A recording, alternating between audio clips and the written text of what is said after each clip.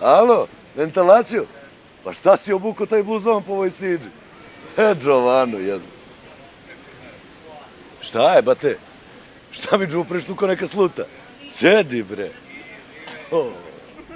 Ovako zvuči kada se u jednoj rečenici upotrebi niz neknjiževnih pojmova tipičnih za Kraljevo.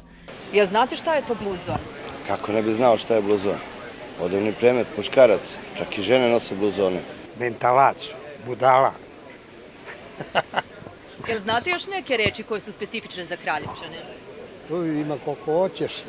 Avašas, isto blesav, nedotavan. Ipak, oni koji sa Kraljevčanima ranije nisu imali kontakt, obično budu zbunjeni kada čuju ove izraze. Prema mišljenju profesorke srpskog jezika i književnosti Marine Panić, lokalizmi čine jezik živim i zanimljivim.